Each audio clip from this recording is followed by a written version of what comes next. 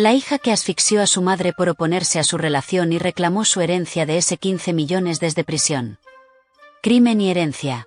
¿Por qué Elita Espino mató a su madre y ahora exige ese 15 millones desde prisión? YouTube. Panorama. La abogada Elizabeth Esperanza Vázquez Marín vivía en un piso alto de un edificio en Lince. Tenía 53 años, una hija única, una carrera sólida como tributarista y un patrimonio estimado en más de 15 millones de soles. En su entorno, todos la describían como estricta pero generosa, protectora hasta la desconfianza. En casa, las reglas eran claras, el futuro estaba planeado, y el afecto pasaba por el control.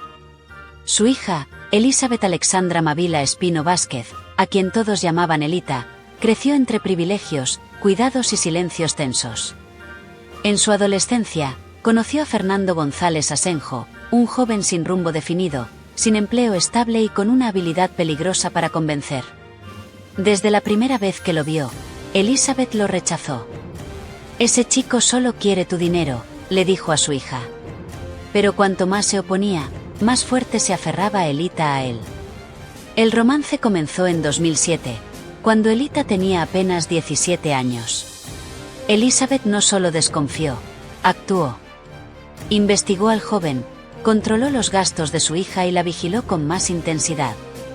Incluso llegó a enviarla a Estados Unidos para alejarla de esa relación, en un intento por ofrecerle un nuevo entorno, lejos de las malas influencias. Pero la distancia fue temporal. Al regresar a Lima, Elita reanudó el vínculo con Fernando a escondidas.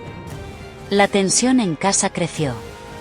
La joven se volvió más rebelde, desobediente y desafiante. En un acto que desató más conflictos, compró un perro y lo entregó a Fernando como regalo, sin consultar a su madre. A pesar del rechazo, él se convirtió en un visitante habitual en la casa. Estaba presente en celebraciones familiares y cenas, aunque el ambiente siempre era incómodo.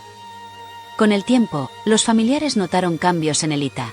Se volvió más agresiva, más cerrada, emocionalmente dependiente y hostil ante cualquier cuestionamiento.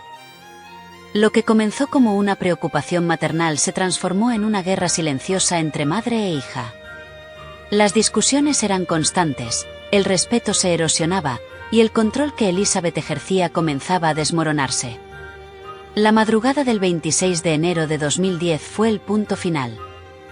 Nadie sabe con certeza qué se dijeron en las últimas horas, pero según las investigaciones policiales, Elizabeth fue asfixiada por su hija dentro del departamento familiar. Su cuerpo fue introducido dentro de la maletera de su propio vehículo, un Volkswagen Beetle, que apareció al día siguiente abandonado en un pasaje de barranco. La escena del crimen mostraba señales de lucha. Los peritos hallaron evidencia que sugería que Elita no había actuado sola. Según el informe de Panorama, los mensajes entre ella y Fernando hablaban del futuro, de planes que solo serían posibles cuando ya no esté tu mamá. En su celular también se encontraron búsquedas relacionadas con testamentos, figuras legales, herencias y el Código Civil. La denuncia fue hecha por un familiar que, tras no tener noticias de Elizabeth, acudió a la policía. Cuando los agentes llegaron al departamento, encontraron rastros que delataban una tragedia, manchas, desorden y el silencio denso de algo que ya había ocurrido. Elita fue detenida de inmediato y trasladada al penal de mujeres de Chorrillos en condición de prisión preventiva. A pesar de estar tras las rejas, Elita no renunció a lo que consideraba suyo. Desde prisión, inició acciones legales para reclamar la herencia de su madre, argumentando que como hija única tenía derecho legítimo a los bienes. El monto ascendía a más de 15 millones de soles, producto de años de trabajo y propiedad familiar.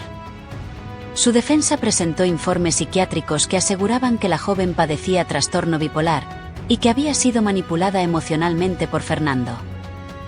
Alegaron que Elita no estaba en pleno uso de sus facultades mentales al momento del crimen. Sin embargo, los mensajes, cartas y correos encontrados decían lo contrario. Había premeditación, planificación y un motivo económico evidente. En una carta enviada desde prisión, Elita escribió: «Sé que hice mal, pero nadie entiende lo que yo viví. No quiero quedarme sin nada». La frase, filtrada por fuentes judiciales, dejó en evidencia el conflicto entre arrepentimiento y ambición. 9 años después del asesinato, la familia aún no había cerrado heridas. El 17 de abril de 2019, Ernesto Vázquez Celada, padre de Elizabeth, presentó ante el Poder Judicial una demanda de exclusión por indignidad contra su nieta. Basado en el artículo 667, inciso 1 del Código Civil, solicitó que Elita fuera legalmente inhabilitada para heredar, por haber cometido homicidio doloso contra la causante. Elita planificó y ejecutó el crimen junto a su pareja con la finalidad de apoderarse de la totalidad de los bienes. Se lee en el expediente. También se mencionó que la joven confesó su responsabilidad en el proceso penal, por lo que ya no existían dudas sobre su participación. La demanda buscaba proteger lo que quedaba del patrimonio familiar y evitar que una persona condenada por parricidio se beneficiara del delito. El caso puso sobre la mesa un vacío jurídico. Aunque el Código Civil menciona la indignidad, su aplicación no es automática. Debe probarse no solo el crimen, sino la intención directa de lucrar con él.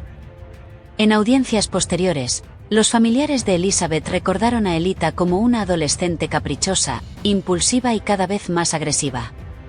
Relataron cómo utilizaba grandes sumas de dinero sin explicación y mantenía su relación con Fernando en secreto, pese a las advertencias. Del otro lado, su defensa insistía en que la salud mental era el centro del conflicto. Mostraron informes que hablaban de episodios depresivos, crisis de ira y alteraciones emocionales profundas. El fallo judicial respaldó la demanda del abuelo. Elita fue declarada indigna de heredar. La fortuna quedó fuera de su alcance. La familia, sin embargo, no volvió a ser la misma desde aquel enero de 2010. Elizabeth, la abogada que lo tenía todo bajo control, murió a manos de la única persona que había intentado proteger.